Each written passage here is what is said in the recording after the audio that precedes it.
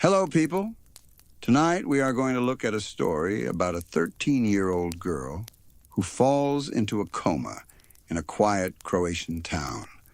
When she wakes up, she can no longer speak her native language. Instead, she speaks fluent German, a language she barely knew before. Doctors were stunned, and to this day, no one can explain how or why. In the quiet hills of southern Croatia, nestled between pine-covered slopes and old train tracks, sat the town of Knin, unassuming, slow-moving, a place where life rarely stepped out of rhythm. It was a town of traditions and routine, where generations shared streets, names, and silence. Among its few thousand residents was Mia Kovac, a 13-year-old schoolgirl with dark eyes, a quiet manner, and a developing fascination with languages. Mia lived with her mother, Ivana, a nurse at the local clinic, and her father, Marco, a station guard who worked nights along the city's rail line. Their home was modest: chipped tiles, creaking floors, and the smell of lavender in the kitchen, but filled with warmth. Mia was not a loud child, but she was observant. She watched people more than she spoke to them, memorized facial expressions, and often wrote in a small diary she kept beneath her bed. At school, she performed well in most subjects, but it was German that seemed to catch her imagination. Though only introduced to it in recent months, she had taken to it eagerly, practicing vocabulary long after class, borrowing German language books, and watching clips from old German films with subtitles. Her teacher once said Mia's accent was oddly precise for someone who had never left the country. No one thought much of it at the time. On the morning of April 17th, Mia awoke later than usual, complaining of a headache. Her mother, trained to hear signs of illness in subtle tones, immediately took notice. Mia's temperature was slightly elevated, and her eyes appeared clouded, distracted. Ivana kept her home from school, made her tea, and encouraged her to rest. Mia nodded, curled back under her blanket, and drifted into sleep. By mid-afternoon, something felt wrong. She hadn't eaten. She hadn't moved. When Ivana touched her shoulder to wake her, there was no response. Her breathing was steady, but her body felt heavy, unnaturally so. Her eyes remained shut, even as her mother whispered her name. Marco returned home to find Ivana pacing, pale with worry. Minutes later, an ambulance arrived, its siren wailing through the sleepy streets, as Mia was rushed to Split General Hospital, nearly 2 hours away.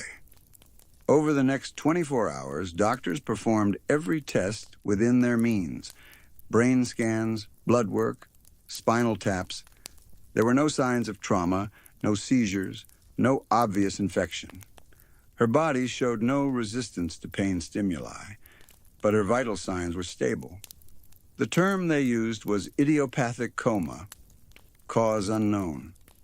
Mia remained unconscious for nearly 24 hours, and then, just past dawn, she stirred. A nurse had entered to adjust her IV line when she noticed movement. Mia's eyelids fluttered, then opened. Her fingers twitched against the blanket. Her lips parted, and a breath escaped, followed by words. They were not in Croatian. She asked, "Wo bin ich?" "Where am I?" The nurse, unsure if she had misheard, called for Ivana and the attending physician. As her parents rushed into the room, Mia slowly sat up, her face confused but calm. When they spoke to her in Croatian, she stared blankly, unable to respond. But when the attending doctor, who had studied medicine in Berlin, addressed her in German, she immediately replied, fluently. News of Mia's awakening spread quickly through the corridors of Split General Hospital. Nurses exchanged glances. A neurosurgeon on call returned early from his break. Within hours, a team of neurologists and psychologists gathered by her bedside, not because her condition had worsened, but because she was speaking. yet not in her native language. German flowed effortlessly from Mia's mouth, her pronunciation flawless, her grammar advanced beyond what any 13-year-old beginner could reasonably produce. She described dreams she couldn't place and faces she didn't recognize. She asked why she was being spoken to in Croatian. The words sounded strange, even foreign to her. When shown a mirror, she hesitated, as if the reflection didn't quite feel familiar. Ivana and Marco were told gently that their daughter's short-term memory appeared intact, but her Croatian language ability had either been suppressed or lost.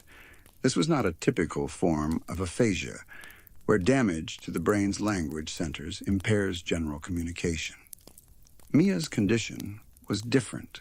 She could speak fluently, just not in the language she had used her entire life. The attending neurologist, Dr. Renata Blazek, called it post-traumatic language activation, a phrase rarely used even in professional circles. In private, she admitted she had only read about similar cases in scattered reports. A man in Wales who spoke fluent French after a stroke, an American soldier who awoke speaking Spanish despite never having studied it seriously. What puzzled everyone most was that Mia had only studied German for a few months. Her exposure was limited to school lessons, flashcards, and the occasional dubbed cartoon. And yet she now spoke with the confidence and tone of someone who had lived with the language for years. The press arrived by the third day. First, a local reporter asked questions in hushed tones. Then the national outlets followed, swarming the hospital with vans and cameras. One tabloid published a headline that read, "The girl who forgot her mother tongue." Another called her the sleeping polyglot. But behind the headlines and medical jargon, her parents were left trying to make sense of the silence that had taken hold between them and their only child. Ivana, who had once sung lullabies to Mia in Croatian, now sat beside her, with a phrasebook in hand, struggling to translate her love. Marco, a quiet man to begin with, often left the hospital room and walked alone through the gravel paths behind the building. He felt helpless. Each word his daughter spoke might as well have come from the moon. Meanwhile, Mia underwent a battery of tests: EEG scans, cognitive exams, memory recall, MRI imaging. One doctor suggested that her brain had simply reconnected in a new pattern after the coma, elevating underdeveloped areas. Another proposed a psychological explanation, that the trauma had triggered a mental shift, pushing her toward the safest language in her mind, even if it wasn't her native one. Despite the theories, no one had answers that fully explained what was happening. And Mia herself, she remained calm, curious even. She began reading German newspapers brought in by the hospital staff. She asked for German language novels. She wrote in a journal, describing dreams that felt more vivid than her real memories. She didn't seem distressed, only confused by the strange distance between her and the world she'd once known. As the week ended, a translator was brought in from Munich. He sat with Mia for over an hour, asking her detailed questions about her language ability. When he emerged, he shook his head in disbelief. "She speaks like a child raised in Dusseldorf," he said. "Not a tourist, not a student, a native." But when I asked her about grammar rules, she couldn't explain them. She just knows. Experts began arriving from abroad: a linguist from Berlin, a neurolinguist from Vienna, a memory specialist from Zagreb. Mia became more than a patient. She became a case, an anomaly, a mystery. But to her parents, she was still their daughter, even if she no longer understood the words they used to say her name. The weeks that followed were marked by slow adjustments. Mia remained at the hospital under observation, though her physical health was now stable. Her case had drawn attention from universities and medical centers across Europe. Papers were drafted. A few clinical journals reached out to Dr. Blajek for preliminary findings, but no paper could explain what the Kovac family felt each day. Ivana had begun taking German lessons online. She carried a notebook and tried to learn words that would help her speak to Mia. Simple phrases at first. Wie geht's dir? And ich liebe dich. Each time she used them, Mia smiled gently. But something always felt off. The bond was still there, but it had to be rebuilt, like a bridge after a storm. Marco was slower to adapt. He did not speak German and refused to try. Not out of pride, but pain. His daughter's voice no longer sounded like home, and that silence sat heavy in his chest. Despite the emotional strain, Mia appeared content. She read constantly. German novels, short stories, even newspapers. Her comprehension was fluid, and her speaking ability seemed to expand by the day. Doctors could only observe. Her MRI scan showed no new anomalies. No lesions, no swelling. Her brain was, by all appearances, normal. And yet her reality was anything but. By the second month, Mia began to experience fragments of memory. A song would sound familiar. A smell would make her pause. But when prompted to describe the memory, she could only speak in German. "Sometimes I think I understand Croatian," she said to a visiting psychologist. "But when I try to speak it, it feels trapped somewhere." This prompted a new theory. Selective mutism with functional language dominance, possibly triggered by emotional trauma or hidden neurological shifts during the coma. But even this couldn't explain her sudden fluency in German, especially given her limited exposure prior. In early June, a quiet shift occurred. Ivana brought Mia an old book from home, a children's fairy tale collection they had read together when Mia was younger. The pages were worn, the cover torn slightly at the edges. When Mia opened it, her fingers traced the sentences slowly. She didn't read aloud. She stared. Then, after a long pause, she whispered, "Zlata kosa?" Goldilocks. The word was in Croatian. It was the first time Mia had spoken her native tongue since waking from the coma. Ivana wept. The doctors were cautious, noting that isolated returns of a forgotten language can happen unpredictably, especially in young brains. But something had changed. Over the next few weeks, more words began to resurface. Nouns at first, then full sentences. Her accent returned slower than her vocabulary, and her speech was occasionally tangled, like roots trying to remember which direction to grow. But it was happening. Mia was coming back. By the end of summer, Mia could hold basic conversations in Croatian again. Not effortlessly. Her German still came faster, more naturally. But her family could finally speak to her without translators, without notebooks or dictionaries. The final interviews with doctors concluded in September. There was no single explanation for her case. The brain, they agreed, remains one of the least understood frontiers in science.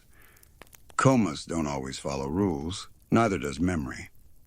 Some speculated that Mia's brain, during its shutdown, rerouted itself, pulling language from deep storage and elevating it beyond conscious learning. Others believed it was a psychological reset, driven by unknown trauma. A few suggested it was simply a rare, unrepeatable anomaly. But none of those labels mattered to Mia. She had started drawing again, sketching the people around her, writing in both languages side by side. German was now part of her, woven into her thoughts and dreams. Croatian was returning in waves, like music remembered from childhood. When asked by a journalist if she missed her old voice, she paused and said, "I think I am still me. I just came back with more words." Mia Kovac returned to her hometown that winter. Her story faded from headlines, but not from memory. In Knin, she was still the same girl, quiet, watchful, thoughtful, but now with 2 languages tucked behind her eyes. She resumed school in the spring, now attending language programs in both Croatian and German. She would later go on to help teach young children how to find beauty in foreign words, how language can carry pieces of who we are, and sometimes help us find ourselves again. Her case remains one of the few documented in Europe, a sudden, unexplained shift in spoken language following a coma, without brain injury or psychological disorder, a mystery not fully solved, a voice not fully lost. Some stories don't end with answers, only wonder. Mia Kovac's journey reminds us how little we truly understand about the mind, and how fragile yet powerful identity can be. If this story moved you, let us know your thoughts in the comments. And if you'd like to hear more real stories like this, strange, quiet, and unforgettable, make sure to subscribe to Calm Stories. Thank you for watching. And until next time, stay curious.